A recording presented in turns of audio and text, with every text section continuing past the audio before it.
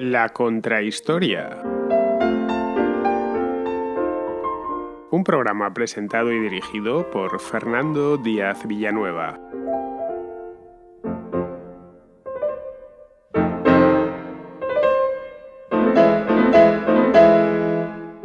El 18 de enero de 1871, al término de la Guerra Franco-Prusiana, los príncipes de los estados alemanes proclamaron en el Salón de los Espejos del Palacio de Versalles a Guillermo I de Hohenzollern, rey de Prusia. Le proclamaron como emperador del Imperio Alemán.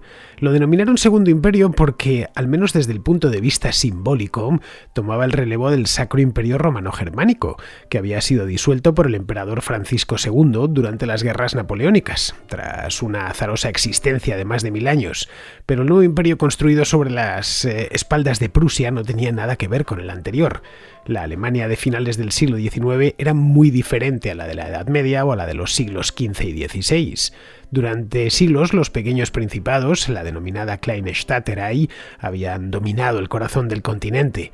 La mayor parte de los alemanes no se sentían identificados con el imperio, sino con la región o la ciudad en la que habían nacido y en la que vivían, que por lo general estaba gobernada por un príncipe, un duque o un obispo. En el siglo XIX, las ideas revolucionarias que provenían de Francia, las mejoras en el transporte y en las comunicaciones, acercaron mucho a estas regiones y a sus gentes. Los pensadores nacionalistas insistieron en las afinidades lingüísticas y culturales de los pueblos de habla alemana y empezaron a pedir, de manera muy insistente, que conformasen cuanto antes un Estado-nación, hecho imagen y semejanza de Francia, de España o del Reino Unido, 3 países que habían gozado de monarquías centralizadas desde mucho tiempo antes. Desde el punto de vista económico, la unificación parecía también una buena idea. La industrialización, que arraigó con fuerza en el oeste de Alemania, y el incremento de los intercambios comerciales gracias al ferrocarril, alentaron la creación de áreas de libre cambio. La primera afectó exclusivamente a Prusia y se materializó poco después de la caída de Napoleón, en el año 1818. Esta unión aduanera, o Zollverein en alemán, se extendió años después a otros estados alemanes. Pero Prusia no era la única potencia alemana en la Europa posnapoleónica. Al sur despuntaba Austria, que contaba con un gran imperio plurinacional en el centro y este del continente. Este dualismo alemán ofreció 2 soluciones al proyecto de la unificación política: la Kleine Deutsche Lösung, la pequeña Alemania, que iba a estar sin Austria, o la Großdeutsche Lösung, es decir, la Gran Alemania con Austria incorporada. Triunfó al final la pequeña Alemania, porque a lo largo del siglo XIX Prusia creció más deprisa, con mucha más fuerza, y frenó en seco a los austriacos, que se demostraron incapaces de contener el empuje de sus belicosos vecinos del norte. A mediados de siglo, en torno al año 1850-1860, Prusia ya se había convertido en una respetable potencia continental que podía mirar de tú a tú a otras potencias europeas y sobre todo a Francia. Pero antes de plantar cara a los franceses, cosa que por supuesto hicieron, la pujante Prusia de la época se midió primero con Dinamarca y con Austria, en 2 guerras que animaron al canciller prusiano, Otto von Bismarck, a concebir la refundación del imperio alemán en torno a Prusia, es decir, no con capital en Viena, sino con capital algo más al norte, en Berlín. La excusa para precipitar los acontecimientos se presentó en 1870, cuando Napoleón III declaró de un modo un tanto insensato, como se pudo ver después, la guerra a Prusia. La derrota francesa fue una derrota rápida, esa guerra duró solo 1 año, y completa. Quedaba así expedito el camino para la proclamación del imperio, del Segundo Imperio Alemán. Pues bien, hoy en la Contrahistoria vamos a conocer cómo y por qué un conjunto de casi 300 pequeños estados que había en Alemania a principios del siglo XIX se convirtió en el imperio más poderoso de Europa en apenas 3 décadas. Un acontecimiento de capital importancia que traería funestas consecuencias en el siglo XX.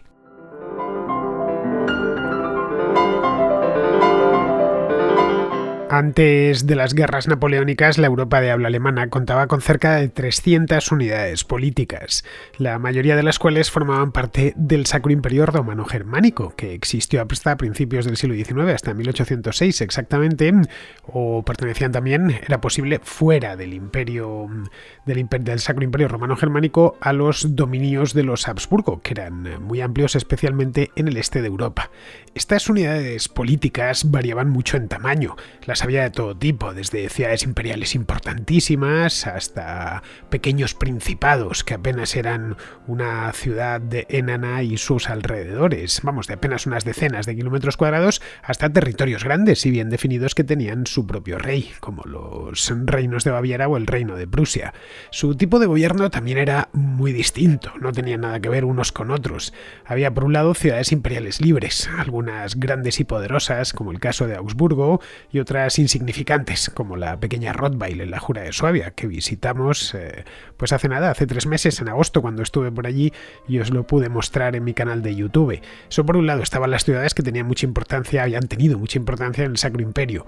Luego había territorios eclesiásticos, también de tamaño e influencia muy variados. Había desde pequeñas abadías, que eran autónomas e independientes, como, no sé, la abadía de Reichenau, por ejemplo, que está en Württemberg, o poderosos arzobispados, como el de Colonia o el de Treveris, con arzobispos príncipes que tenían un poder importante dentro de la propia Alemania y cuya voz se escuchaba en toda Europa.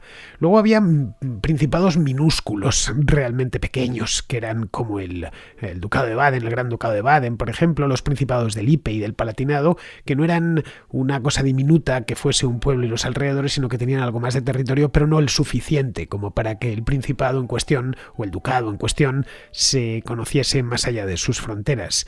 Y por último, había grandes estados dinásticos, grandes reinos, como el caso de Baviera, que era probablemente, bueno, no era el más grande a principios del siglo XIX ya era Prusia, pero vamos, estaba Baviera, que era el segundo, luego estaba Württemberg, que en aquel entonces todavía era un ducado, pero pronto se convertiría en un reino. Pues bien, hasta 1806, por encima de todos ellos estaba el Sacro Imperio Romano Germánico, mejor dicho, que lo gobernaba, que era el emperador. El Sacro Imperio era una estructura política un tanto peculiar que había sido creada pues 1000 años antes, o casi 1000 años antes, en el siglo X, sobre las ruinas del Imperio Carolingio.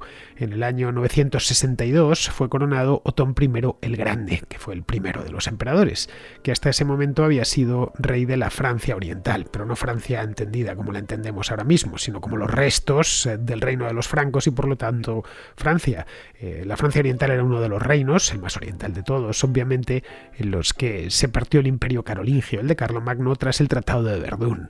Este tratado había sido firmado en el año 843, así que sí, estaban cerca de los 1000 años desde que el origen del Sacro Imperio, es decir, de la propia Alemania, el origen político, se podía rastrear, más o menos. Estamos hablando de 1806, que es cuando salta por los aires, bueno, mejor dicho, se disuelve, porque ni siquiera saltó por los aires el Sacro Imperio, pues casi si esperan unos cuantos años más, hubieran coincidido con el milenario, con un milenio desde el Tratado de Verdún. Bien, como os decía, este imperio, el Sacro Imperio, era un tanto peculiar. El emperador, más que poder, es decir, más que potestas, tenía autoridad, tenía autoritas. Lo que sí poseía era una serie de mecanismos, como por ejemplo las dietas imperiales, que las convocaba a su discreción, podía hacerlo además en la ciudad del imperio que más le interesase. Normalmente solía convocarlas siempre en los mismos sitios, pero no era necesario que estuviese allí. Al final, ya en la última época, los últimos siglos, decidió por convocarlas siempre en la ciudad de Ratisbona, que está en la actual Baviera, pero en tiempos de la Reforma, por ejemplo, pues había convocado unas cuantas en otros lugares de Alemania, como Spira, como Augsburgo, que fue la confesión de Augsburgo que os contaba aquí en la contrahistoria aquella que hice sobre Lutero. Pero vamos, que podía convocar esta dieta allá donde creyese conveniente. Él era el emperador y una vez convocaba dieta, pues tenían que acudir allí los príncipes o los representantes de los príncipes y también las ciudades. Estas dietas permitían resolver conflictos jurisdiccionales entre estos principados y entre estas ciudades, que eran conflictos continuos, teniendo en cuenta que había tantos. Claro, cuando pues en tiempos de Carlos V había más de 300 unidades políticas que fueron poco a poco fusionándose, pero aun con todas, a principios del siglo XIX había casi 300, por lo tanto, los problemas y las querellas entre unos y otros eran continuas. Como los principados solían ser pequeños, había algún caso excepcional, como podía ser Baviera o incluso Württemberg, que tampoco es que fuese muy grande, o Prusia, pero lo normal es que fuesen pequeños. Lo que hicieron desde la Edad Media fue crear círculos imperiales que se llamaban Reichskreise, que eran de carácter regional. Así aparecieron círculos como por ejemplo el Círculo de Suabia en el suroeste del país, el Círculo del Alto Rin, el Círculo de Franconia en el norte de la actual Baviera, el Círculo de Baviera también. Aparecían y desaparecían en función de las necesidades que los príncipes de esa zona tuviesen. Si por ejemplo detectaban una amenaza, pues formaban un círculo y se defendían de esa amenaza, o se presentaban con una sola voz frente al emperador. Es decir, se agrupaban de una manera un tanto informal los distintos príncipes en estos círculos para defender sus intereses y sobre todo, y esto era importante, para presentarse con una única voz ante el emperador. Bien, todo aquello saltó por los aires, no el imperio sino Europa entera saltó por los aires durante las guerras napoleónicas. El orden político que había presidido Europa durante siglos se fue al garete, nunca mejor dicho. La guerra de la Segunda Coalición, que fue de 1798 a 1802, supuso una derrota especialmente humillante para las fuerzas imperiales frente a Napoleón Bonaparte. Los tratados de Lunéville, que se firmaron en el año 1801, y la mediatización de 1803, secularizaron los principados eclesiásticos, porque consideraban que estaban ya fuera de época, y abolieron la mayor parte, no todas, pero la mayor parte de las ciudades libres. Estos territorios, junto con sus habitantes, fueron absorbidos por los estados dinásticos. De esta transferencia, de toda esta operación, se beneficiaron los ducados de Württemberg y Baviera, que se transformaron a partir de entonces en reinos. En 1806, ya después de derrotar a Prusia en la batalla de Jena, Napoleón impuso el Tratado de Pressburg, le impuso al emperador, con el que ya se creó, al emperador y al rey de Prusia también, con el que se creó la Confederación del Rin, que despejó aún más el mapa, eliminando muchos principados pequeños. Habían quedado los más pequeñitos, concretamente los eclesiásticos ya habían desaparecido, y luego había algunos que eran auténticas miniaturas. Estos se los quitaron de en medios para incorporarlos a la Confederación. Pero esta Confederación del Rin era un invento napoleónico, era la manera en la que Napoleón se estaba reinventando Alemania, simplemente. Se podría mantener aquello si Napoleón sobrevivía y creaba una dinastía, es decir, si la Europa napoleónica terminaba consolidándose, cosa que, como bien sabemos, no sucedió. En aquel momento no lo sabían, de ahí que hicieron todas estas cosas con la idea de que perdurasen. Mientras aquello, el emperador Francisco II de Austria decidió que era rey, era archiduque de Austria. Austria no era un reinado, era un archiducado. Pues decidió que acababa ya con esa ficción que era el Sacro Imperio Romano Germánico, y eso le convertía en un archiduque, en un simple archiduque, en un mísero archiduque, y decidió convertirse y autodenominarse emperador, pero solo emperador de Austria, disolviendo previamente el Sacro Imperio Romano, que fue, la disolución se produjo en agosto de 1806, es decir, ponía fin a casi 1000 años de una entidad política un tanto particular, como os acabo de contar. Bien, bajo el dominio de Francia, de la Francia napoleónica, el nacionalismo alemán prosperó bastante y se extendieron muchísimo sus ideas. A fin de cuentas, los alemanes cultos hablaban francés sin demasiados problemas, así que habían seguido de cerca lo que había sucedido en Francia desde 1789 y leían exactamente a los mismos autores, tanto a los autores de la Ilustración francesa como a otros. Europa estaba unificada intelectualmente ya a principios del siglo XIX, y lo que veían en Francia les gustaba a buena parte de esa intelectualidad. Deseaban lo que ya tenían los franceses, pero claro, a un tiempo desarrollaron en esto, es parecido a lo que pasó con los liberales españoles, que por un lado les gustaba lo que veían en Francia, pero por otro lado aborrecían de los franceses porque les habían invadido. Pues a los intelectuales alemanes les pasó algo muy similar. Así que esto no duró mucho. En el año 1813, una coalición formada por Austria, Prusia y Sajonia derrotó finalmente a las tropas napoleónicas, que ya se retiraban de todos los frentes. Estaban huyendo, habían fracasado en Rusia, habían fracasado en la península ibérica y ya huían de vuelta a Francia, pues casi a la carrera. Bueno, casi no, a la carrera directamente. 2 años más tarde, en 1815, una coalición todavía mayor, que incluía a Prusia, incluía también al Reino de Hannover, a los Países Bajos y al Reino Unido, le dio la puntilla al emperador en la batalla de Waterloo, que está al sur de Bruselas, en la actual Bélgica. Digo en la actual Bélgica porque en el año 1815 Bélgica no había nacido. Faltaban 15 años para que ese país debutase en la historia. El papel del ejército prusiano en Waterloo fue crucial, importantísimo. La victoria se debió en buena medida al modo en el que el general prusiano Gebhard Leberecht von Blücher planteó la batalla. Sin los prusianos, es un tema de debate habitual entre los historiadores, ¿qué hubiera pasado en Waterloo sin los prusianos? Algunos dicen que no hubiera pasado nada, que con los británicos hubiese bastado.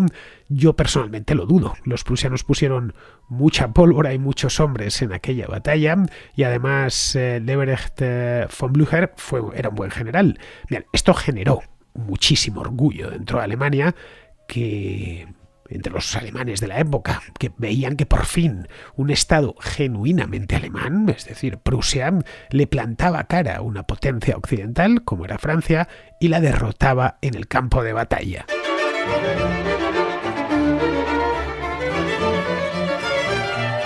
Tras la derrota de Napoleón, se celebró el Congreso de Viena, que estableció un nuevo sistema europeo nuevo sistema político. No es que cambiasen muchas cosas, pero las que lo hicieron de manera profunda. Se basaba en el equilibrio de poderes. Se buscaba recuperar el mundo previo a la Revolución Francesa, la que culparon de todos los males que habían afligido a Europa desde el año 1790, y se buscó un equilibrio de potencias. Este sistema reorganizaba la Europa continental en esferas de influencia.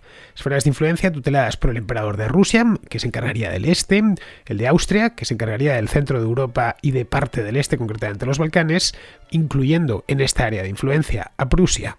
Esta era el área de influencia que le tocaba. El rey de Prusia se sintió un poco frustrado porque pensaba que había contribuido de manera muy decisiva a vencer a Napoleón. Y luego los británicos se encargarían de controlar los mares. Esto era y las costas. Una idea que había tenido Metternich de organizar esto para que no volviese a haber una guerra como la que habían padecido. Las potencias occidentales, Francia, el Reino Unido, que ya abandonaba definitivamente el continente, y España, quedaban fuera de los asuntos de Europa Central, que se despacharían esencialmente entre Rusia y Austria. Y Austria se encargaría de tutelar a todos los pueblos de habla alemana, incluyendo al reino de Prusia, que aunque era poderoso, pues no tenía la historia y el prestigio del emperador de Austria. La mayor parte del área de habla alemana caía dentro, como digo, de la esfera del Imperio Austriaco, pero claro, el Imperio Austriaco como tal, solo ocupaba una parte de la parte sudeste del imperio, donde está hoy Austria y en parte la República Checa. Esto era ya un punto de debilidad importante, es decir, a pesar de que era el protector de los germanohablantes, el emperador de Austria gobernaba solo sobre una fracción de los germanohablantes. Esto traería problemas en el futuro, aunque en aquel momento no lo supieron ver. Se estableció además una especie de confederación, una confederación germánica, una confederación alemana, que estaba acaudillada por Austria, que creó una dieta federal. Esta dieta federal se le denominó Bundestag, que se reunía periódicamente en la ciudad de Frankfurt del Meno, que está a orillas del río Meno, que es un río que desemboca en el Rin, en el oeste de Alemania. En reconocimiento a la posición imperial que había ocupado de manera tradicional los Habsburgo, los emperadores de Austria se convirtieron en los presidentes de ese parlamento, de este Bundestag, los presidentes perpetuos, es decir, nadie más podía acceder a la presidencia de este parlamento, del Bundestag. Pero los austríacos, como os decía antes, no estaban teniendo en cuenta algunos elementos que habían cambiado en la Europa central. No habían tenido en cuenta el ascenso de Prusia, una potencia en alza desde principios del siglo XVIII, que es cuando, por cierto, había aparecido en escena como reino. Antes de eso había sido un simple electorado, el electorado de Brandeburgo. Desde que, de hecho, la historia de Prusia es una historia realmente breve, mucho más de lo que pensamos. Esto había empezado la historia de Prusia desde que el emperador había concedido, cuando se encontraba en apuros, al elector de Brandeburgo, le había concedido el título de rey, le había nombrado rey de Prusia. El emperador, a los españoles les sonará porque fue Carlos VI, del famoso archiduque Carlos, porque el rey de Prusia le había apoyado, mejor dicho, el elector de Brandeburgo, le había apoyado contra Francia en la guerra de sucesión española, así que a modo de agradecimiento le dio el título de rey. Bien, pues desde entonces los dominios del rey de Prusia habían aumentado constantemente, gracias a guerras, a que tenían un ejército muy bien armado y sobre todo muy bien disciplinado, muy buenas academias militares en las que se formaban los los soldados y los oficiales prusianos. De hecho, el mito de la disciplina, bueno, que no tiene tanto de mito, eran gente realmente disciplinada. La fama de la disciplina alemana en el campo de batalla viene de esta época, del siglo XVIII, y concretamente del reino de Prusia. Aparte de eso, aparte del campo de batalla, también se especializaron los reyes de Prusia en casar muy bien a sus hijos, es decir, en hacer a sus hijos y familiares todo tipo de matrimonios de conveniencia que resultaron muy útiles para ir adquiriendo territorio, sobre todo dentro de la propia Alemania, de lo que todavía quedaba del imperio. Este dualismo que se había formado ya en el siglo XVIII, el dualismo austríaco-prusiano, estaba muy arraigado cuando Napoleón hizo acto de presencia a finales del siglo XVIII. Los alemanes sabían que había un gran poder, que era el del emperador de Austria, el emperador del Sacro Imperio y archiduque de Austria, un poder heredado de la historia que estaba allí desde siempre, y luego un poder emergente, que era el de este antiguo elector de Brandeburgo que se había convertido en rey y que había ganado muchísimo poder a lo largo de las décadas del siglo XVIII. Bien, volviendo al Bundestag de Frankfurt, que se había creado a raíz del Congreso de Viena, no era un parlamento propiamente dicho. No penséis que los alemanes votaban y enviaban allí diputados. Sus representantes no eran electos. Muchos de los estados, además, que conformaban la Alemania de la época carecían de constituciones, y los que sí las tenían, pues no lo sé, como por ejemplo el Ducado de Baden, que ya se había dotado de una, pues basaban el sufragio en requisitos de propiedad muy estrictos, que limitaban el voto efectivo pues a una parte diminuta de la población masculina. No se plantearon en ningún momento hacer un parlamento moderno, es decir, sobre sufragio universal, etcétera, nada parecido, que representase. Simplemente cada uno de los estados mandaba unos diputados que elegía el gobernante del estado en cuestión. Prusia estaba en esa dieta, por supuesto, pero estaba supeditada a Austria, que, como acabo de decir, se reservaba la presidencia perpetua. Para diluir a Prusia, el emperador decidió que el reino de Prusia, tendría en el Bundestag los mismos votos, 4 concretamente, que Baviera, que Sajonia, que Hannover y que Württemberg. Eso la dejaba bastante diluida, porque Prusia era un reino más poderoso que Württemberg, más poderoso que Sajonia, y en cambio tenía los mismos votos en Frankfurt. Eran de hecho reinos, como el caso de Württemberg o Baviera, reinos más pequeños y recién creados. Esto a los gobernantes prusianos les generaba ansiedad y frustración. Decían, bueno, no nos están reconociendo lo que hemos hecho por los alemanes contra Napoleón, y además tampoco está reconociendo este Habsburgo el tamaño de nuestro reino, que es realmente grande en comparación con cualquier otro de Alemania. No tenemos una posición de preeminencia como la que nos merecemos. Vale, es cierto que Austria tenía cierto componente simbólico de la germanidad. A fin de cuentas, el emperador de Austria hasta 1806 había sido emperador del Sacro Imperio. Pero el imperio austriaco no era solo alemán. El imperio austriaco era un batiburrillo de nacionalidades, de lo más diverso posible, en el que los germanohablantes no llegaban al 25% de la población. El emperador de Austria solo podía dirigirse, solo le entendían en una palabra, si conseguían hablar con él, obviamente. En aquel entonces no había radio ni televisión. Una cuarta parte de sus súbditos, el resto hablaban húngaro, serbo-croata, ruteno, en fin, una cantidad de lenguas pues muy variadas. Lo único que les unía era que eran católicos, pero lenguas que eran muy distintas, además, que el alemán. En Prusia no sucedía eso. En Prusia, salvo alguna minoría, los oravos, por ejemplo, y los polacos en el este, que eran un porcentaje de la población pequeño, el resto, casi toda la población de Prusia hablaba alemán, y eran por lo general protestantes.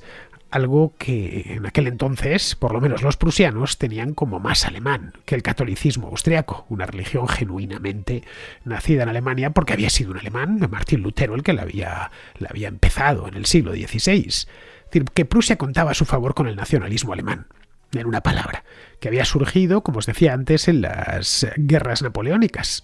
Ese nacionalismo que estaba cambiando la manera de pensar de muchos alemanes que entraban de esta manera ya en el siglo XIX, y que estaba modificando también las relaciones políticas, las relaciones culturales entre los distintos estados alemanes. Abundaban, por ejemplo, en aquel entonces las asociaciones estudiantiles en las universidades alemanas, que promovían continuamente manifestaciones y actos a favor de la unidad alemana. Eso a los austriacos no les gustaba demasiado. De hecho, no les gustaba nada, porque ponían en cuestión su poder. desconfiaban del nacionalismo alemán. Pues bueno, de cualquier nacionalismo, también de los nacionalismos que había o que aparecerían a lo largo del siglo XIX en su imperio, porque sabían que detrás del nacionalismo venía lo que venía una revolución parecida a la francesa. Clemens von Metternich, que era el canciller del imperio austriaco, impulsor del Congreso de Viena, recelaba muchísimo de los nacionalistas, no les podía ni ver. Para frenarlo, lo que hizo Metternich fue pasar por el Bundestag y promulgar en el año 1819 los decretos de Karlsbad, que limitaban seriamente, por no decir que impedían, la libertad de prensa. Con eso lo que esperaba Metternich era que las ideas nacionalistas que iban de ciudad en ciudad y de universidad en universidad pues no se difundiesen, al menos en los periódicos, o que estas asociaciones estudiantiles que se habían ido formando en las universidades pues tuviesen que desaparecer, aunque luego se reuniesen en secreto, pero claro, cuando algo está prohibido, pensó Metternich, es más difícil que lo sepa el vecino. También prohibían a los profesores universitarios, por ejemplo, les vigilaban, se abrió una comisión de censura dentro de las universidades para que estos profesores no alentasen el nacionalismo alemán dentro de las aulas. Así que con la vía intelectual constreñida por estos decretos de Karlsbad, el proceso de unificación siguió su curso por el sendero económico. En el año 1818, el rey de Prusia, que era Federico Guillermo III, aprobó por indicación de su ministro de Finanzas una iniciativa peculiar, curiosa, llamativa. No habían hecho nada parecido en el Sacro Imperio en 1000 años de historia, que era una unión aduanera dentro de los territorios del Reino de Prusia, que muchos estaban recién adquiridos, no olvidemos, a través de mediatizaciones y de absorción de pequeños principados, y habían mantenido las aduanas internas. Pues bien, Federico Guillermo pensó que era una buena idea que se convirtiese en, al menos desde el punto de vista aduanero, en un espacio único. Estos reinos de aluvión habían mantenido tradiciones legales, ponían aranceles al vecino que estaba dentro del mismo reino, era bastante común. Bien, a esta unión aduanera la denominaron Zollverein, que significa eso mismo, unión aduanera. La Zollverein funcionó muy bien. Incrementó el comercio y el crecimiento económico, por lo que otros estados alemanes solicitaron rápidamente unirse a ella. Les parecía que era un buen invento, que había permitido a los prusianos que la economía fuese mejor, que la gente comiese mejor, que incluso que la recaudación fiscal fuese mayor. Así que pensaron que, dejando a un lado, eso no comprometía además en absoluto su soberanía, por lo tanto se podían unir a ella. La unión ayudó a que se ampliase sin ningún problema, eliminó los aranceles en el acto además, y esto evidentemente pues empezó a hacer aumentar el comercio, a hacer que creciese el comercio por toda Alemania, e hizo necesario, entre otras cosas, mejorar los caminos y los canales. Algo que puede parecer una tontería, pero sin vías de transporte pues es muy difícil transportar cosas y por lo tanto comerciar. Esto permitió que los centros industriales emergentes, la mayor parte de los cuales estaban en Prusia, curiosamente, estaban en las regiones prusianas de Renania, entre ellos el Valle del Ruhr, se beneficiasen de materias primas a mejor precio y les costase menos industrializarse y progresar. Para el año 1836, es decir, habían pasado 18 años desde que Federico Guillermo III aprobase la Zollverein, todos los estados al sur de Prusia se habían adherido ya a la unión aduanera, excepto Austria, que no quiso entrar en ningún momento. A los pocos años, los años siguientes, se unieron las ciudades del norte, como Hamburgo, como Bremen, que eran puertos muy importantes que abrían para Prusia el gran comercio internacional, especialmente por la cantidad de mercaderes que allí estaban radicados. Para estructurar bien el mercado, los prusianos empezaron a invertir dinero en la red de caminos, dinero público, lógicamente. Entre otras cosas, lo que había traído la Zollverein eran recaudaciones fiscales altísimas, pues devolver parte de esa recaudación fiscal en mejorar los caminos. La red de caminos estaba muy deteriorada en Alemania a principios de siglo a causa de las constantes guerras, que habían sido constantes a lo largo del siglo XVIII y también en lo que llevaban de XIX, y a causa también de la fragmentación política. Aunque hoy nos parezca mentira, a principios del siglo XIX, es decir, hace solo 2 siglos, las carreteras alemanas tenían mala fama. Esto así lo atestigua los relatos de los viajeros de la época que entraban a Alemania y se quejaban. Decían, bueno, qué malos caminos, qué mal cuidados tienen estos alemanes. Bien, pues para mejorar la red se inspiraron en un invento británico de esa misma época, estamos hablando en torno al año 1820-1830, llamado Macadam. Lo habréis... macadán exactamente, en castellano. Es un tipo de pavimento el que hecho con piedras de pequeño tamaño. Son carreteras de macadams. En ciertos lugares son muy comunes, especialmente en el campo se siguen haciendo. Por supuesto, una vía que no tenga mucho tráfico, pues con una pista de macadam le basta y le sobra. Bueno, se llama macadam porque el inventor fue un ingeniero escocés llamado John Loudon Macadam, y esa es la razón por la cual se quedó con ese nombre. Bien, pues con esta técnica del macadam, los prusianos mejoraron los caminos existentes y crearon nuevos. Caminos que directamente no se habían hecho nunca, talaron bosques para acercar una ciudad y la otra. Esto era perfecto, además, estos pavimentos nuevos para mover tráficos de carga. Para el transporte luego Alemania tenía otra ventaja añadida, con la que no contaban, por ejemplo, los italianos o los españoles. Allá en Alemania llueve mucho y los ríos son muy caudalosos. Cualquiera que va por aquel país es una de las primeras cosas que advierte, lo anchos que son ríos como el Elba o como el Rin. Bueno, o el Weser. O el Danubio incluso es más ancho todavía. Estos ríos podían mover gran cantidad de mercancías. Ya se habían levantado las aduanas, así que no tenían que, como había sucedido hasta ese momento, claro, el Rin atravesaba distintos principados, pero si no hay aduanas, una barcaza podía ir pues prácticamente casi hasta el mar, desde muy el interior de Alemania. El Rin es navegable, pero muchos de sus afluentes, como el Neckar o como el río Meno, también lo son. Y lo mismo sucede con el río Elba.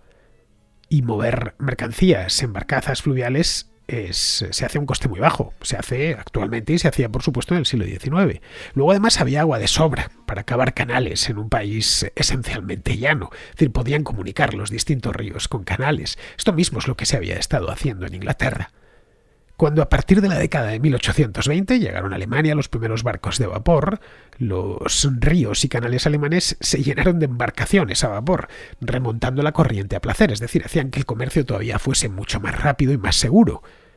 La mejora de la red de carreteras y los nuevos canales solo fueron el aperitivo de la revolución que supondría el ferrocarril, que los alemanes abrazaron con entusiasmo. El ferrocarril Ludwig de Baviera fue la primera línea de pasajeros que se abrió en Alemania. Esto fue en el año 1835. Conectó Nuremberg y Fürth. Bien, era una línea muy pequeñita, tenía solo 6 kilómetros de largo, pero resultó ser tremendamente popular y sobre todo muy rentable. A los bávaros les encantaba aquel invento, eso del ferrocarril. Bien, se pusieron como locos a construir ferrocarriles, todos con inversión privada. En el año 1840, 5 años después de que abriese el Ludwig, la red ya tenía 460 kilómetros. En 1860, es decir, 25 años después, la red tenía ya 11.000 kilómetros. Al carecer de capital nacional, la red fue uniendo ciudades de la misma región, que luego se conectaban a la región vecina. Luego, a medida que esta red ferroviaria se expandía, pues lo que pudieron ver es que el transporte de mercancías, y por supuesto también de personas, se abarataba y se hacía tremendamente rápido. Los efectos benéficos del ferrocarril, de esta red de ferrocarriles, fueron inmediatos. Las líneas ferroviarias fomentaron la actividad económica, creando nueva demanda donde no existía y facilitando el comercio. En el año 1850, la navegación interior transportaba 3 veces más carga que los ferrocarriles. En el año 1870, la situación ya se había invertido y los ferrocarriles transportaban ya 4 veces más carga que las barcazas fluviales. Para el año 1865, para que nos hagamos una idea, es decir, todavía no se había producido la unificación, las principales ciudades, los centros industriales y todos los puertos grandes del país estaban ya conectados a esta red ferroviaria. No todos estaban de acuerdo con aquello de los trenes. Metternich, por ejemplo, que murió en 1859, cuando la red estaba en plena expansión, se negaba en redondo a subirse en los trenes y prefería la diligencia. Metternich era un hombre ya de cierta edad. Cuando se hizo la primera línea de ferrocarril en Baviera, pues él tenía ya más de 60 años, sí, 62 años exactamente, y cuando empezó a extenderse pues era un hombre de más de 70 y no entendía tanta rapidez. Algo parecido le sucedió al rey de Prusia, Federico Guillermo III, que también ya tenía cierta edad, que prefería ir de Berlín a su palacio de Potsdam, a Sanssouci, en coche de caballos, aunque tardase 3 horas más. Pero vamos, gente como Metternich o Federico Guillermo de Prusia eran la excepción. A los alemanes les gustaba muchísimo el ferrocarril, un medio de transporte que se adaptó como un guante a aquel país, un país rico en agua, rico en carbón y esencialmente llano, es decir, los 3 ingredientes necesarios para que una locomotora marche sola. Sin agua y sin carbón no marcha, pero le ayuda bastante que el territorio sea llano y no haya que hacer puentes y túneles, como por ejemplo se encontraron españoles e italianos cuando en esta misma época estaban extendiendo su red ferroviaria. El ferrocarril no solo transportaba mercancías, también movía personas, muchísimas, miles. Durante generaciones, la mayor parte de los alemanes, bueno, como la mayor parte de los europeos, no había salido de su comarca. Ahora podía hacerlo. Una de las cosas que observaron los alemanes que se habían movido y que habían ido por primera vez a una ciudad que estaba en la otra punta del país o en la costa, era lo parecidos que eran los alemanes entre sí.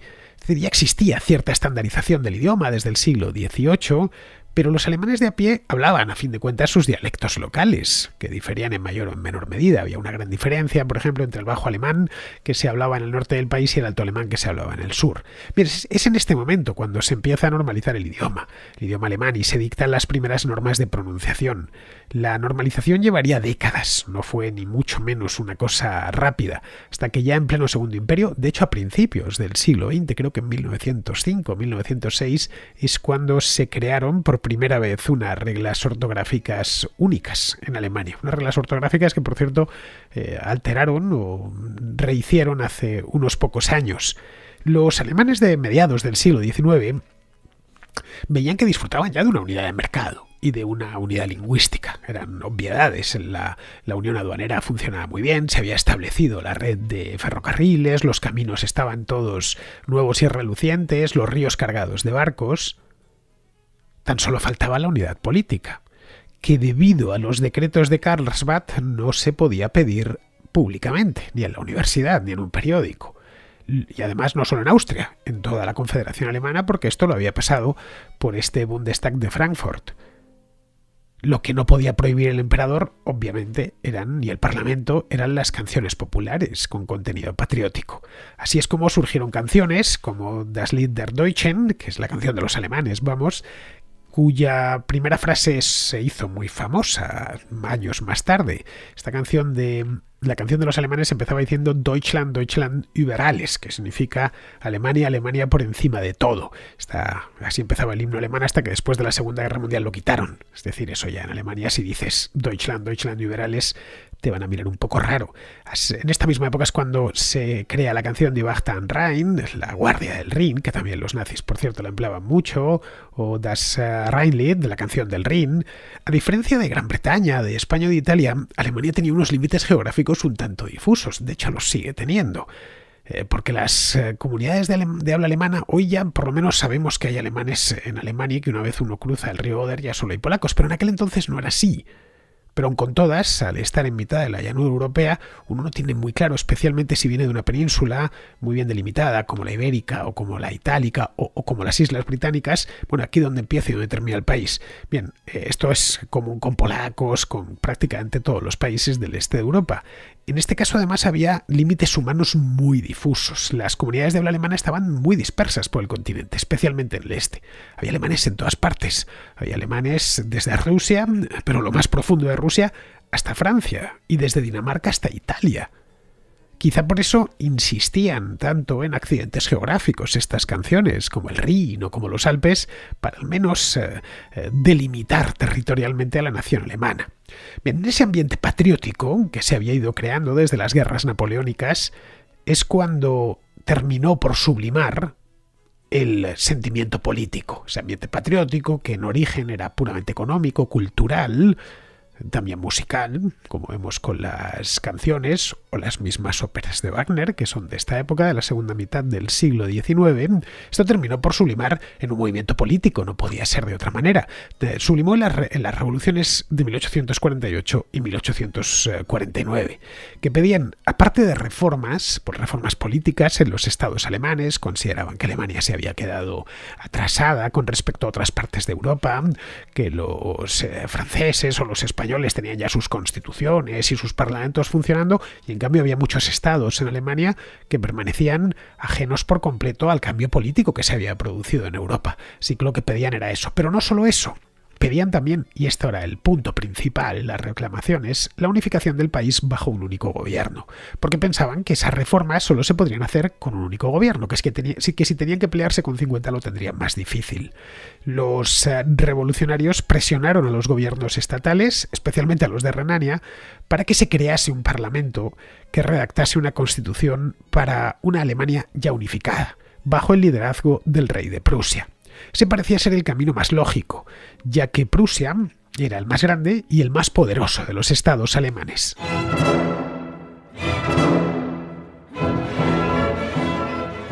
El 27 de marzo de 1849, el Parlamento de Frankfurt, que estaba formado, no era el Bundestag, un parlamento que habían creado los revolucionarios liberales, un parlamento paralelo al original, al Bundestag, al oficial, vamos. Pues este parlamento, que se le ha pasado a la historia con ese nombre, aprobó la llamada Paulskirchenverfassung, que es la constitución de la Iglesia de San Pablo, y ofreció el título de Kaiser, es decir, de emperador, al rey de Prusia, a Federico Guillermo IV. Esto se lo ofreció al mes siguiente. Pero el rey de Prusia se negó a aceptarlo.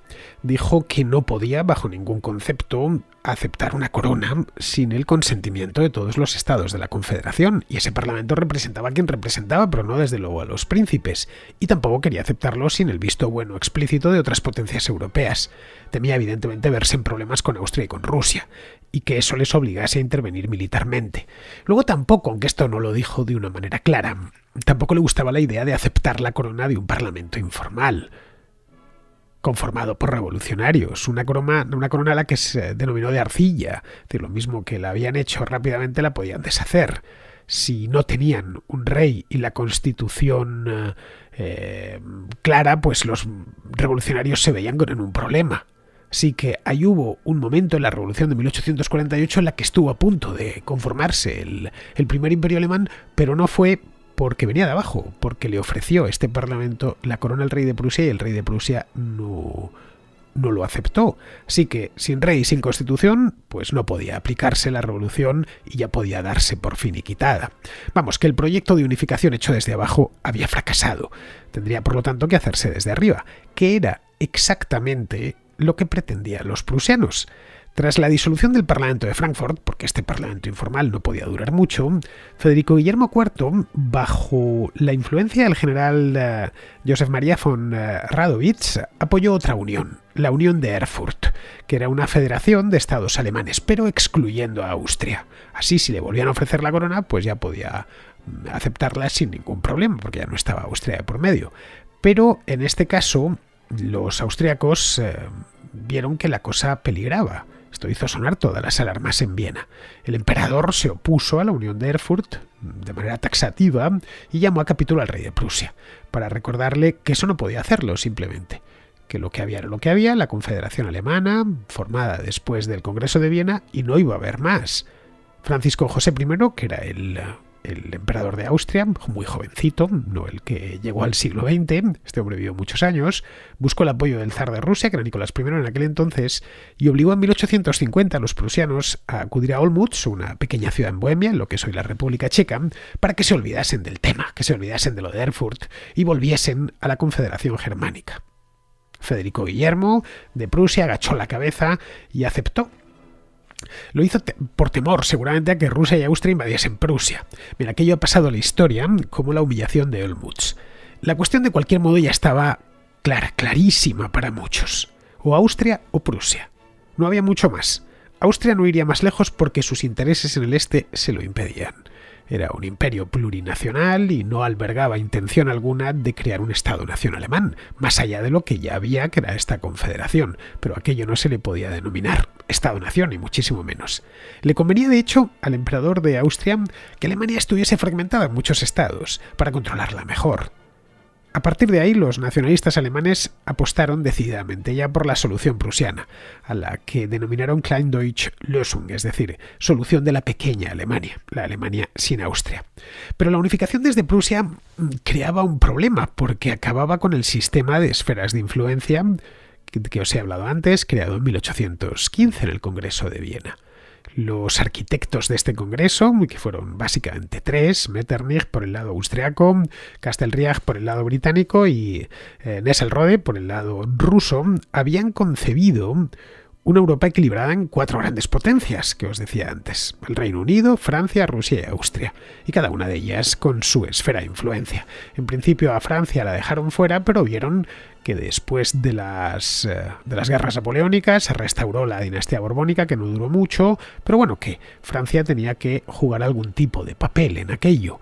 La esfera de Francia, de hecho, incluía la península ibérica e Italia; la de Rusia, Europa Oriental y parte de los Balcanes; la de Austria, Europa Central y la otra parte de los Balcanes; y la del Reino Unido, los océanos y el resto del mundo. Para funcionar, este sistema de esferas de influencia tenía algunos requisitos. Uno de ellos era, por ejemplo, que la América española se independizase, para que el rey de España pudiese formar parte, sin plantarle cara, del rey de Francia o de lo que viniese en Francia, y vinieron unas cuantas cosas. También era necesario que Alemania e Italia estuviesen fragmentados. El hecho mismo de que España desapareciese de la nómina de grandes potencias, además a Inglaterra le daba tranquilidad. Bien, la parte española se cumplió, y además a la perfección. Para el año 1825 ya habían quedado, los virreinatos se habían independizado, y la parte de Alemania e Italia se cumplió parcialmente, porque los movimientos nacionalistas no hacían más que crecer en ambos países. Algo que no querían bajo ningún concepto. En Alemania, de cualquier manera, como en Italia, que no lo quisiesen las potencias del Congreso de Viena, no significó que generación tras generación este sentimiento fuese creciendo. Pero claro, un Estado alemán, un Estado italiano unido, planteaban cuestiones. En el caso del Estado alemán, cuestiones muy serias. No había una definición clara de quién componía el pueblo alemán y cuáles eran sus fronteras. Alemania nunca había existido como tal. Había habido un imperio gigantesco, que además había ido el Sacro Imperio, que había ido cambiando de tamaño. En ciertas épocas del Sacro Imperio había incluido incluso al norte de Italia. Es decir, que era el Sacro Imperio romano-germánico, pero no estaba atado a una idea étnica o lingüística. Bien, pongamos por caso que lo definían, porque se ponían en el caso. Se define quiénes son alemanes y quiénes no, y hasta dónde llega este Estado alemán. Bien, ¿quién se pondría al frente de aquello? Como solución de compromiso se había creado la Confederación Germánica, después del Congreso de Viena, presidida con Austria, con su Bundestag. Es decir, que Prusia tendría que resignarse a ser un Estado más, como Baviera o como Württemberg. La realidad, sin embargo, mostró que Prusia iba hacia arriba, mientras Austria se quedaba estancada. La población y la riqueza de Prusia crecían más que la de Austria. El freno principal para la unificación era el rey de Prusia, curiosamente, en esta época, a mediados de siglo. Era Federico Guillermo IV. Era un hombre también de otra época, que había combatido, siendo joven, en las guerras napoleónicas, y que veía a Austria como la madre nutricia y el origen de toda la legitimidad. A fin de cuentas, el emperador de Austria había sido antes el emperador, los Habsburgo, caray, el emperador del Sacro Imperio Romano-Germánico. Los propios Hohenzollern le debían el título de rey a uno de sus antepasados, a Carlos VI. Es decir, el origen de la legitimidad estaba en el Sacro Imperio, y así es como lo veía Federico Guillermo IV. Bien, pues este hombre sufrió un derrame cerebral en el año 1857, lo que le apartó en el acto del gobierno, obligó a que se formase una regencia con su hermano, y luego ya Federico Guillermo IV murió 4 años más tarde. Heredó la corona su hermano Guillermo, que había sido antes regente, que era mucho más asertivo en el plano internacional y también en el interior. Lo que hizo Guillermo fue rodearse de un equipo de generales y de políticos que creían firmemente en la superioridad prusiana. Puso, por ejemplo, a Helmut von Moltke como jefe del Estado Mayor, a Albrecht von Roon como ministro de la Guerra, y esto tendría consecuencias muy importantes. Lo primero que hicieron fue reorganizar el ejército prusiano y la defensa de Prusia, simplificando el mando operativo y preparando al país para la guerra. En el año 1861, cuando Guillermo fue coronado tras la muerte de su hermano, nombró a Otto von Bismarck, un abogado prusiano perteneciente a la pequeña nobleza, para el cargo de ministro presidente de Prusia. Es decir, ya lo tenía todo. Bismarck era un partidario convencido de la unificación alemana. Él provenía de Sajonia, de una familia, como ya he dicho, de la pequeña nobleza. Era un Junker menor, un terrateniente. Y este hombre no tardó en ponerse manos a la obra.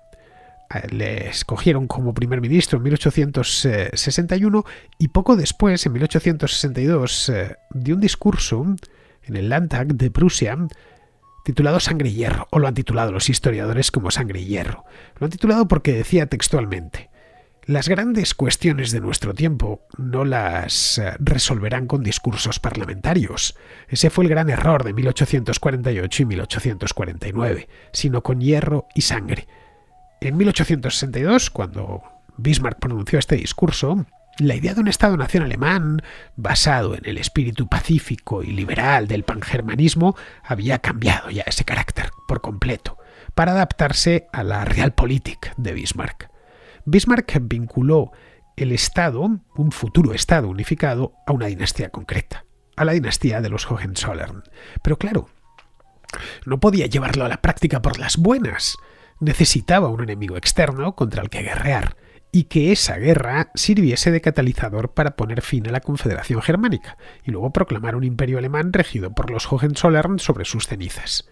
Vamos, que no sería un proyecto debatido en un parlamento, sino un hecho consumado. Necesitaba la guerra, pero la guerra no podía declararla él, porque entonces le considerarían algo parecido al rey de Prusia, Guillermo, parecido a Napoleón, que estaba rompiendo por las malas el equilibrio europeo.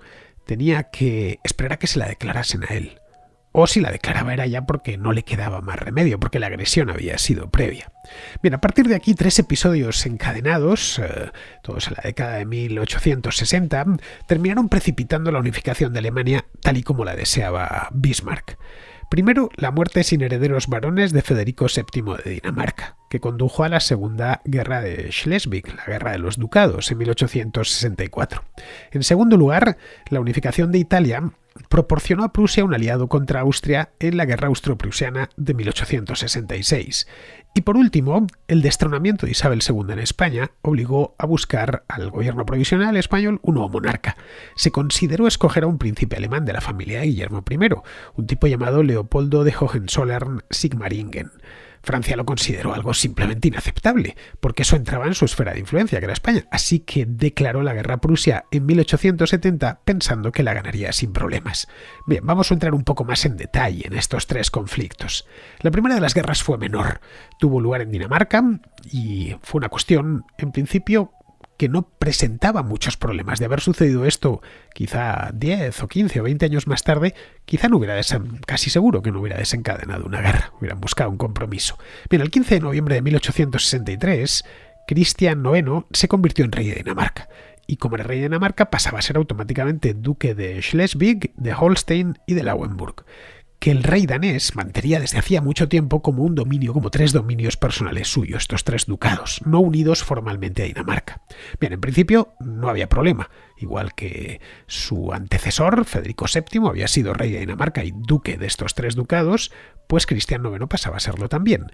Pero 3 días después entró en vigor la Constitución danesa, que reemplazaba a las constituciones de Selandia y Jutlandia. Selandia es la mayor isla danesa en el Báltico, mientras que Jutlandia es la península. Y querían unificarlo todo con una constitución, los daneses. Bien, esto significaba que la nueva constitución se aplicaba también en los 3 ducados, en Schleswig, en Holstein y en Lauenburg.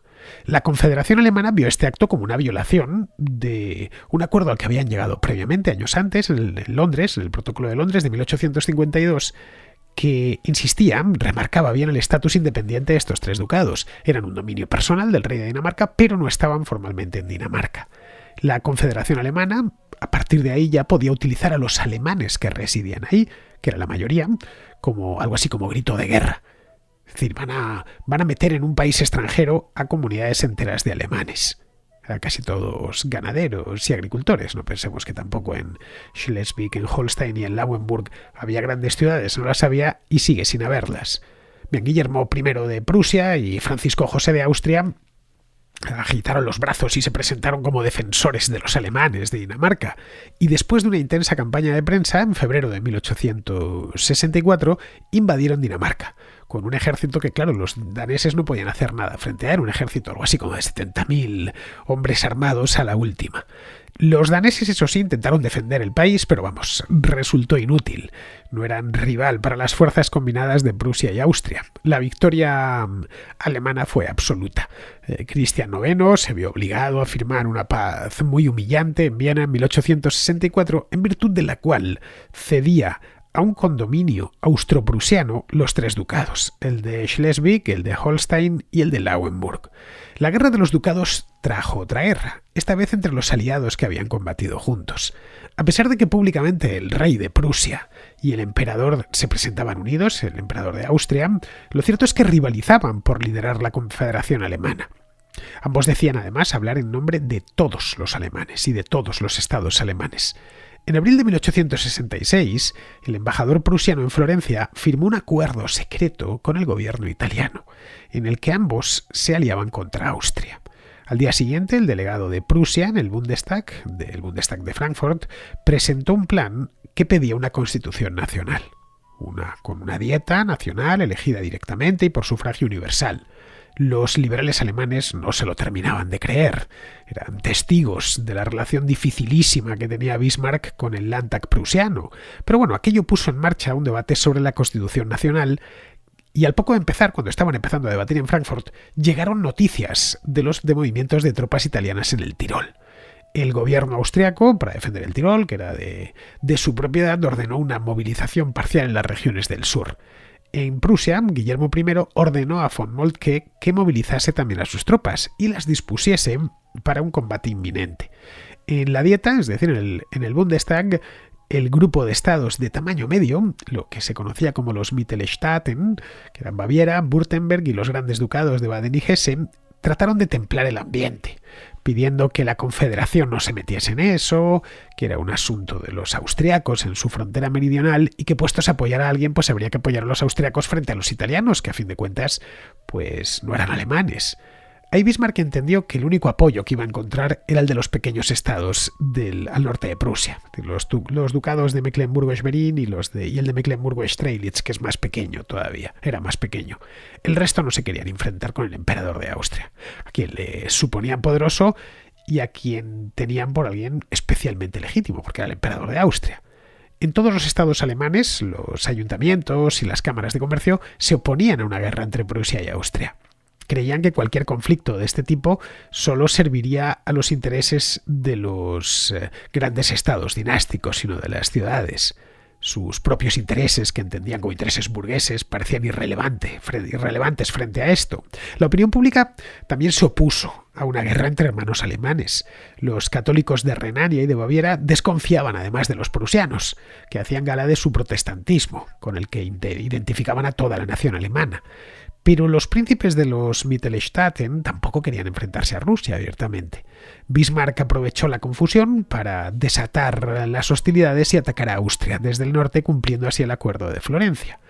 En la batalla de Sadová, hoy está en la República Checa, en Bohemia, los prusianos pasaron por encima de los austriacos y les obligaron a firmar la paz. La guerra no había durado nada, había durado solo 7 semanas. La paz se firmó en Praga, se firmó un mes y medio después de Sadová. Austria quedaba ya definitivamente fuera de la Confederación Germánica, que quedaba desmontada, por lo menos la Confederación Germánica que había salido del Congreso de Viena, entregaba los ducados daneses a Prusia, ese condominio había durado solo un par de años, que además se anexionaba el reino de Hannover, se anexionaba el ducado de Nassau, el electorado de Hesse y la ciudad de Frankfurt. Los reinos del sur, es decir, Baden, Württemberg y Baviera, bueno, Baden era un gran ducado, pero para el caso es lo mismo, tuvieron que pagar una indemnización a Prusia por apoyar a los austriacos. El fin del dominio austriaco sobre los estados alemanes desvió la atención de Austria hacia los Balcanes, con consecuencias por todos conocidos. En el año 1867, un año después de la guerra austro-prusiana, el emperador de Austria, Francisco José, aceptó un acuerdo, el Compromiso Austrohúngaro de 1867, en el que otorgó a sus posesiones húngaras el mismo estatus que a sus dominios austriacos, creando la monarquía dual de Austria-Hungría. Tengo una contrahistoria sobre el Imperio Austrohúngaro ahí en el archivo. La salida de Austria del escenario trajo una nueva confederación, esta vez Confederación de Alemania del Norte, con su propia constitución, su propia bandera, sus propias estructuras políticas y administrativas. Vamos, que había triunfado la solución de la pequeña Alemania, para tragedia de los estados alemanes más pequeños que con el ascenso de Prusia estaban condenados a desaparecer y a fundirse en Prusia. Los de tamaño mediano podrían llegar a sobrevivir, pero satelizados como simples protectorados de los prusianos. En el año 1870, tres de las lecciones de la guerra austro-prusiana eran ya evidentes para cualquier observador perspicaz. La primera era que, mediante la fuerza de las armas, un Estado podía desafiar las antiguas alianzas y esferas de influencia establecidas en 1815. En segundo lugar, que mediante maniobras diplomáticas debidamente orquestadas y bien hechas, se podía crear el ambiente adecuado para que un Estado rival declarase la guerra primero, obligando así a los Estados aliados con la víctima de la agresión a acudir en ayuda de quien había creado ese ambiente. Una cosa retorcida pero efectiva. Y luego, por último, quedaba claro que la capacidad militar prusiana excedía con creces a la de Austria y, por lo tanto, a la de todos los estados alemanes. Prusia, de hecho, era el único estado alemán capaz de protegerlos a todos, de posibles interferencias o agresiones extranjeras. En el año 1866, antes de que estallase la guerra entre Prusia y Austria, la mayor parte de los estados alemanes, los de tamaño medio todos, se habían opuesto a Prusia. Pero en 1870 esos mismos estados ya se habían puesto bajo su protección. Si una potencia europea declaraba la guerra a uno de ellos, todos acudirían en su auxilio. Solo hacía falta encontrar en este punto una potencia europea dispuesta a atacar a Alemania. Era cuestión de esperar la ocasión, o mejor aún, y tratándose de Bismarck, de precipitarla. La ocasión se presentó en España. En el Congreso de Viena, las potencias vencedoras habían bendecido el restablecimiento de la dinastía borbónica en España, personificado en Fernando VII. Durante los siguientes 40 años, las grandes potencias apoyaron a la monarquía española, que una vez despojada de los virreinatos americanos habría de orbitar en torno a la monarquía francesa. Sucedió entonces que en 1868 una revolución derrocó a la reina Isabel II. El gobierno provisional decidió que la monarquía era buena, que lo que fallaba era la dinastía, así que se pusieron a buscar candidatos por Europa para ofrecerles la corona española. Uno de estos candidatos era Leopoldo de Hohenzollern-Sigmaringen, un príncipe de la línea católica de los Hohenzollern, que era la casa reinante en Prusia. Bismarck animó, de hecho, a Leopoldo a aceptar la oferta, a pesar de lo arriesgado que era en términos diplomáticos. España ya no era una gran potencia, pero su economía se encontraba en expansión y aún conservaba un pequeño imperio ultramarino en el Caribe, las Filipinas, el Océano Pacífico y algunas plazas en África. Luego compartía además frontera con Francia. Si un Hohenzollern era proclamado rey de España, esta dinastía pasaría a reinar a ambos lados de Francia. Esto era muy oportuno para Bismarck, pero claro, inaceptable para el emperador de los franceses, para Napoleón III. Su ministro de Exteriores mandó un ultimátum a Guillermo I, como jefe de los Hohenzollern, que era, pidiéndole que si algún príncipe de la familia aceptaba la corona de España, el imperio, advirtiéndole más bien, que si algún príncipe de la familia aceptaba la corona de España, el imperio francés respondería con toda su fuerza, que se presumía mucha. El príncipe Leopoldo renunció a la corona española, no quería líos, pero en Francia no se terminaban de fiar, porque al final Leopoldo haría lo que dijese Bismarck. El embajador francés en Berlín exigió entonces a Guillermo que hiciese público un comunicado, asegurando que nunca jamás apoyaría la proclamación de un Hohenzollern como rey de España. Guillermo se negó y envió a Bismarck un telegrama describiendo las demandas francesas. Bien, Bismarck, en estas operaciones que hacían para pasar por ofendido mientras iba a ofender, pasar por agredido mientras iba a agredir, utilizó el telegrama del rey, debidamente adornado. Se le llama telegrama de Ems. Ems es un balneario muy popular cerca de Coblenza, donde se encontraba el rey en ese momento, para hacer una declaración oficial al respecto. Una declaración que encendió a la opinión pública alemana porque, claro, ¿quién era el embajador francés para decir al rey de Prusia lo que tenía que hacer? Napoleón III tenía una relación complicada con los estados alemanes.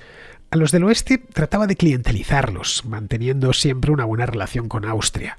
En la guerra austro-prusiana se había inhibido, porque esperaba que los italianos ganasen, para así compensar al Reino de Italia por la anexión de Niza unos años antes, en 1860.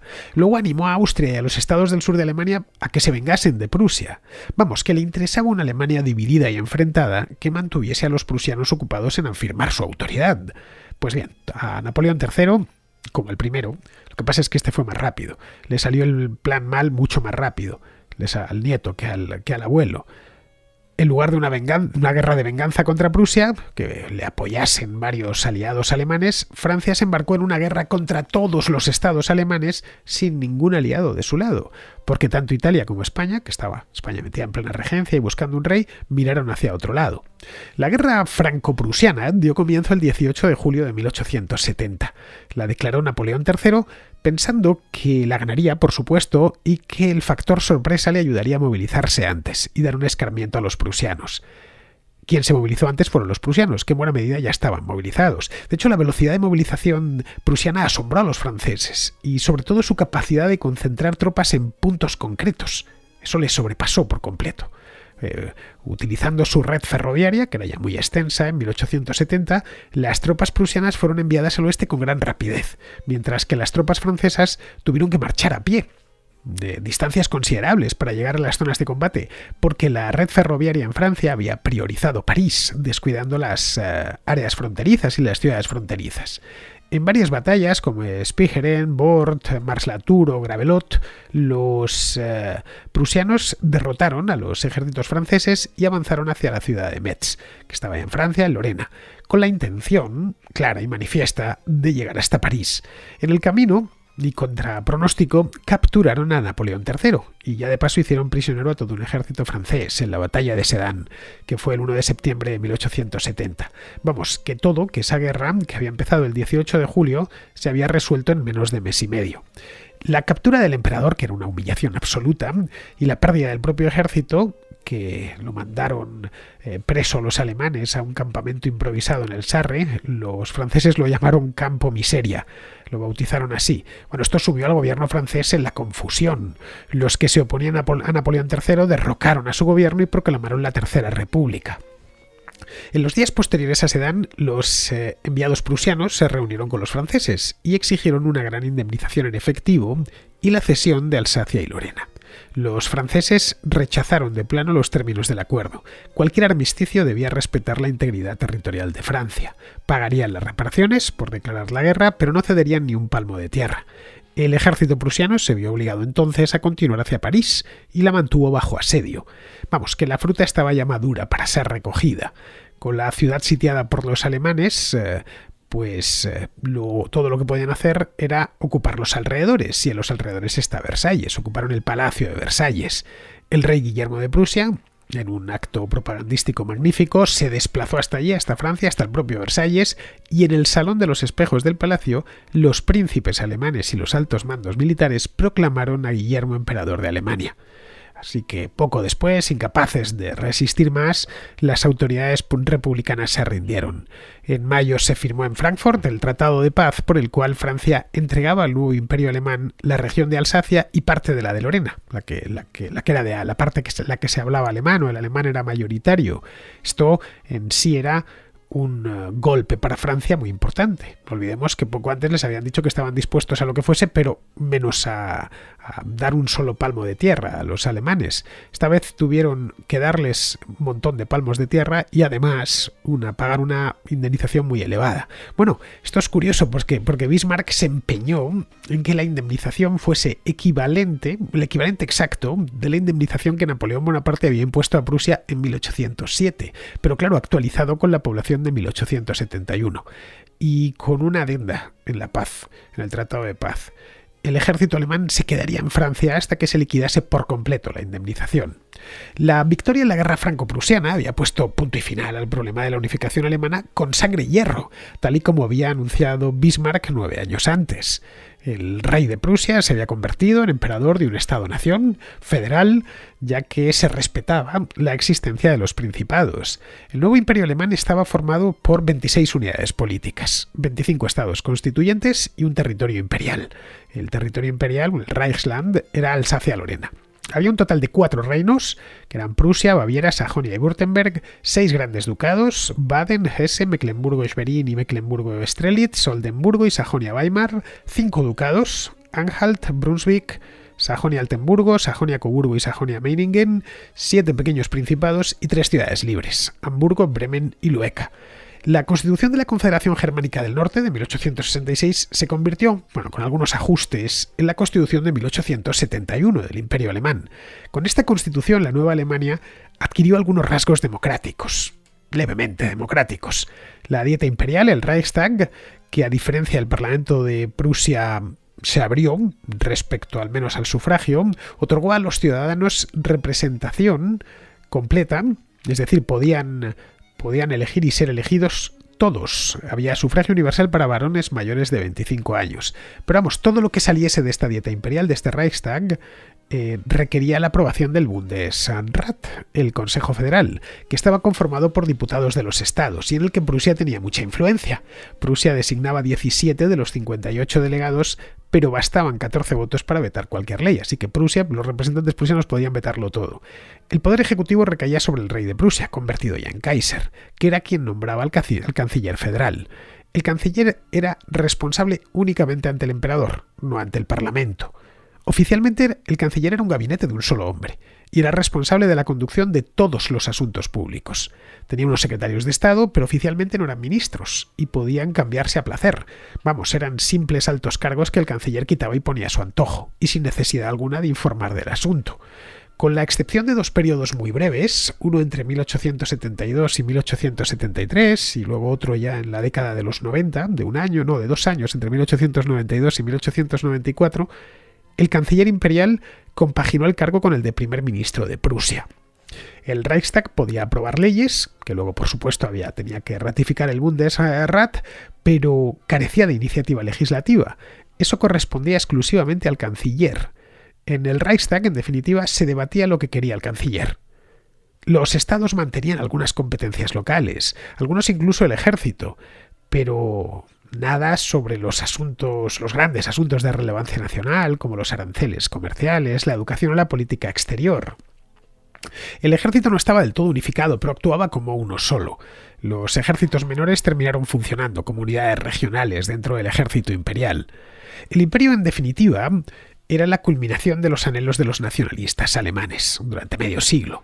Alemania ya estaba unificada política, económica y administrativamente. A partir de esa realidad tenían que crear un Estado-nación desde cero. Había que alumbrar una cultura nacional totalmente unificada, y así es como nació la llamada Kulturkampf, la lucha cultural, que consumió 2 décadas, con un éxito parcial. Querían, por ejemplo, unificar totalmente el idioma, la educación y la religión.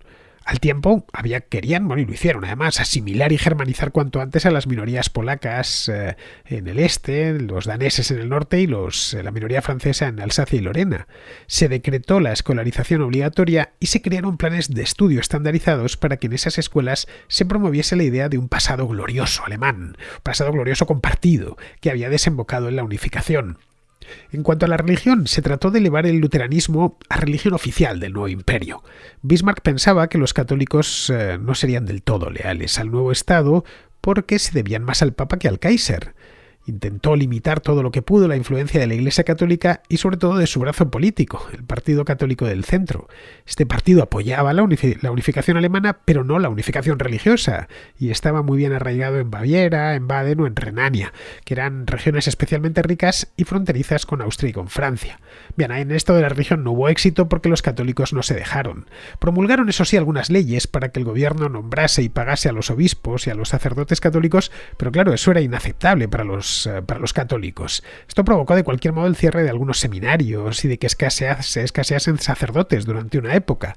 La Ley de Congregaciones de 1875 abolió las órdenes religiosas y puso fin a los subsidios a la Iglesia y a los estados católicos.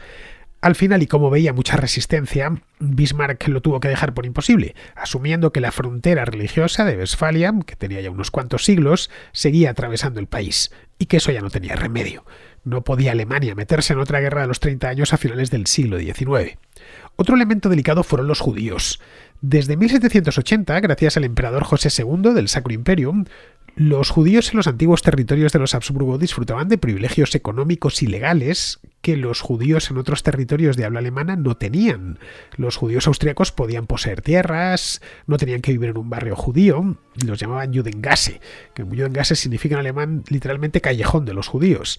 También podían asistir a universidades y desempeñar cualquier profesión. El catolicismo, en definitiva, había sido mucho más benigno con los judíos que los luteranos, que como eran tan literalistas, con la palabra escrita les seguían culpando de la muerte de Cristo en la cruz. La comunidad judía en Alemania había apoyado con fuerza la unificación y se fueron secularizando. Como era una comunidad pequeña, que se había germanizado totalmente, el gobierno no les puso muchos problemas. Al contrario, facilitó incluso que llegasen judíos expulsados desde Rusia en 1880. A Bismarck los judíos no le gustaban, salvo que se germanizasen por completo y sin ambajes. Pero a muchos alemanes no les parecía tan buena idea. La judeofobia se mantuvo e incluso creció con la llegada de los judíos rusos. Otro elemento importante en la construcción del Estado-nación era la historia. Remontaron hasta la antigüedad apropiándose de todo a su paso, de todo lo glorioso, claro está, el Sacro Imperio, Carlomagno, bueno, hasta una estatua le dedicaron a Arminio, a Hermann, el caudillo de los queruscos, que en el bosque de Teutoburgo, esa estatua está todavía ahí. Ahí es donde Arminio, según conocemos por las crónicas romanas, porque los queruscos eran analfabetos, es donde había derrotado a la legión de Publio Quintilio Varo en el año 9 de nuestra era. Pues nada, le dedicaron una estatua a Arminio, esto fue en 1875 creo, que era un bárbaro. Y además por algo como combatir la civilización que representaba Roma. No sé, eso les hubiese permitido aprender latín, una lengua civilizada y no el trabalenguas que hablan. Pero bueno, había que fabricar un pasado heroico, que además tuviese a Prusia en el centro. El relato oficial aseguraba que el de Prusia era un destino manifiesto, frente al de Austria, un imperio antiguo, decadente, decrépito, plurinacional y católico, que más que servir a la nación alemana se había servido de ella. Y es así como se creó el mito borusiano. Bueno, Borussia es el nombre en latín de Prusia, bueno, el de un equipo de fútbol de la ciudad de Dortmund. Pues este mito borusiano abundaba en el papel de Prusia como salvadora de Alemania. El destino de todos los alemanes era estar unidos bajo un único emperador, y el destino de Prusia era hacerlo posible. Solo Prusia podía proteger las libertades alemanas de ser aplastadas por los estados católicos del sur o por los rusos en el este. Había sido Prusia la que venció a Napoleón, ella solita, y la que había traído la unificación. Vamos, estaba tan claro que quien no quisiese verlo es que era un antipatriota. En ese ambiente ferozmente nacionalista nacieron y se criaron los líderes del Tercer Reich, que antes de eso habían combatido en las trincheras de la Primera Guerra Mundial.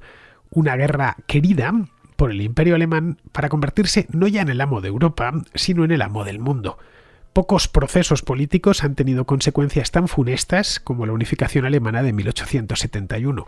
En solo 75 años, el país y medio mundo estaban en ruinas, tras la Segunda Guerra Mundial, que también habían provocado los alemanes. Tuvieron entonces que replantearse la unidad alemana desde cero, creando una república federal que es la que ha llegado hasta nuestros días. Espero que os haya gustado esta breve historia de la unificación alemana, no confundir con la reunificación, esa se produjo en 1990 tras la caída del muro de Berlín. Bien, vamos ahora con el contrasello y las dudas históricas de los contraescuchas, pero antes os voy a recomendar una película que acaban de estrenar en los cines.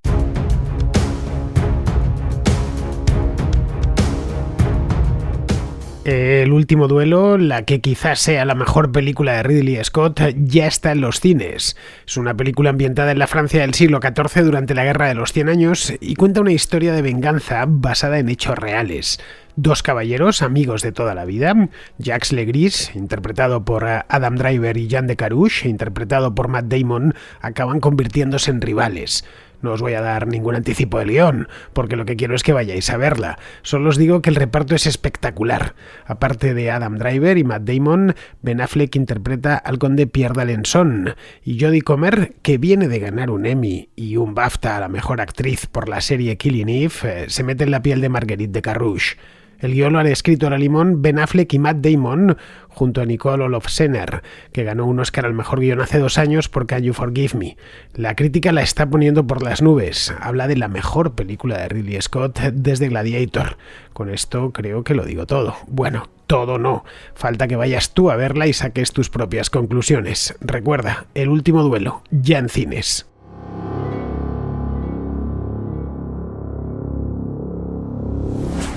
Empezamos con Francisco de Barcelona, que tiene una propuesta contrahistórica. Y quería hacerte una propuesta para que hicieras una contrahistoria que yo creo que quedaría bastante guapa y bastante interesante, que tendría que ser del nacimiento de lo que es Yugoslavia hasta, podríamos hacer hasta que empiezan las guerras yugoslavas, año 1991. Lo digo porque es un estado que en sí mismo eh, tienes esos 7 estados. Y han habido ahí muchas historias, matanzas, Ustacha, Chetniks, los partisanos, los que apoyaban la monarquía en la Segunda Guerra Mundial. Ahí han habido hay mucha tela que cortar ahí y muchas cosas que explicar y yo creo que sería una serie o uno o una serie de contras que quedarían bastante bien. Venga, hasta luego, muchas gracias. Me encanta el programa, Fernando. Te acepto la propuesta, Francisco. De hecho, lo tengo este de Yugoslavia en el listado de temas pendientes para la contrahistoria. Tengo un listín aquí, un blog de notas con todos los temas que se me van ocurriendo o muchas veces que me proponéis, ya sea a través de mensajes como este o en persona. Ahora que he estado firmando libros de la contrahistoria de España por distintos puntos del país, pues muchos lectores me venían ya con los deberes preparados. Tienes que hacer una contrahistoria de esto y del otro. Bien, algunas me parecían muy oportunas y otras pues directamente imposibles de hacer porque pedían demasiado. Cosas como, tienes que hacer una contrahistoria de todo el Imperio Bizantino. Pues aquí lo habéis pedido también en alguna ocasión. Me parece que 1000 años es complicado, a no ser que vaya a toda velocidad. Pero bueno, esta de Yugoslavia sí me parece muy buena. Los más jóvenes no lo recordarán, pero hubo un país en los Balcanes, no muy lejos de España, uno bastante grande por cierto, que se llamaba Yugoslavia. Significaba los eslavos del sur. Estaba entre Austria y Grecia, dejando el valle del Danubio al norte y la costa del Mediterráneo al oeste. Fue un país de existencia muy breve, no llegó a un siglo. Nació tras el final de la Primera Guerra Mundial en torno al reino de Serbia. Y luego, después de la Segunda Guerra Mundial, porque fue invadido por los nazis, se reinventó como una república popular. Primero en la órbita de Moscú, de la Unión Soviética, y después la abandonó parcialmente. En esta segunda época llegó incluso a ser un país modélico. En Occidente se le empleaba como referente para otros países del este, porque era algo menos dictatorial que las repúblicas populares que se encontraban más al norte. Solo algo menos, ¿eh? La República Popular de Yugoslavia era una dictadura tan personalista que cuando se murió el dictador, un tipo llamado Josip Broz Tito, entró en crisis y se deshizo en varias guerras que terminaron por liquidar el país. Ya a principios de este siglo, las guerras fueron en los años 90. Luego ya se fue apagando. Se fueron separando los distintos estados que componían Yugoslavia, quedaron solo Serbia y Montenegro y se terminaron por separar, creo que fue en el año 2003. Bien, sus herederos son hoy pues países independientes: Serbia, Montenegro, Croacia, Eslovenia, algunos están dentro de la Unión Europea, incluso el euro, Bosnia-Herzegovina, Macedonia y Kosovo. Vamos, que saltó por los aires. Este sí que saltó por los aires, si no el Sacro Imperio Romano Germánico. Contar cómo sucedió todo aquello, la verdad es que da para una muy buena contrahistoria. Bien, seguimos con Daniel, que ha escuchado la contrahistoria que hice ayer sobre Chernóbil.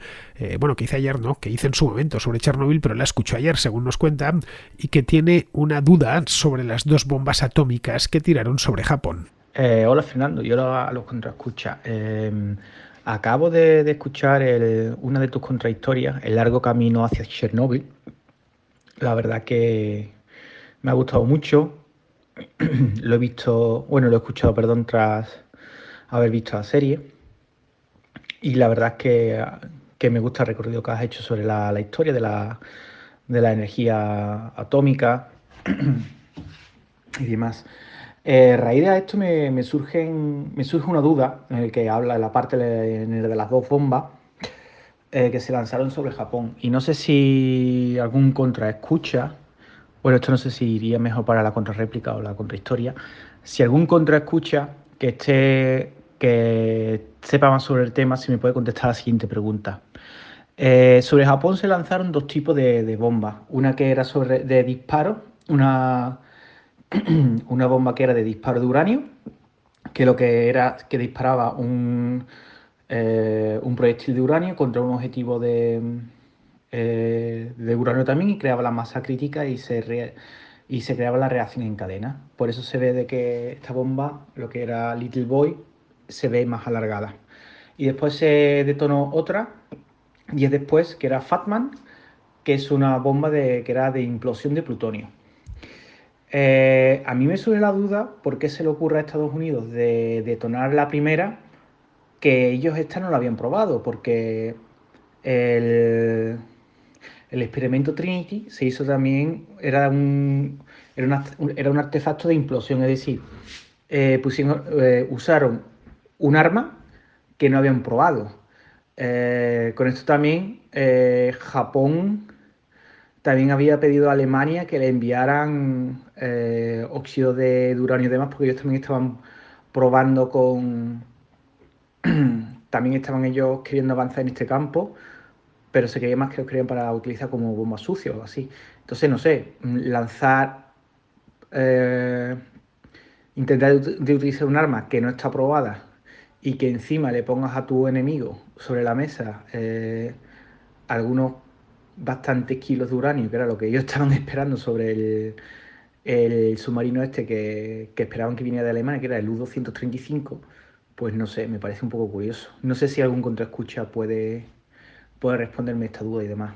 Venga, muchísimas gracias y siga así, que hace un gran trabajo. Chao. Pues no te podría decir, Daniel. No conozco tan a fondo el tema. Sé que la primera de ellas, Little Boy, chiquillo, vamos, estaba hecha de uranio 235. Y la segunda, la de Nagasaki, porque la primera cayó en Hiroshima, que se llamaba Fat Man, como bien comentas, era de plutonio 239. La segunda la habían estado testando previamente, pero antes de lanzar la primera, en julio del 45, en Nuevo México, en el desierto de Nuevo México, en una prueba que denominaron Trinity. Desconozco por qué probaron esta y no la otra. No lo sé, quizá esto es una hipótesis, quizá porque no tenían muy claro si iba a funcionar la de plutonio y quisieron cerciorarse antes de arrojarla sobre Nagasaki. Pero vamos, si algún contraescucha que conozca bien este periodo de la historia y el tema de las bombas nucleares sobre Japón, pues que nos lo diga, que a mí ya también me ha levantado la curiosidad. Muy bien, queridos amigos, pues con esto terminamos la contrahistoria de hoy y ya sabéis, os emplazo a que regreséis por la contrahistoria la semana próxima y por la contracrónica mañana.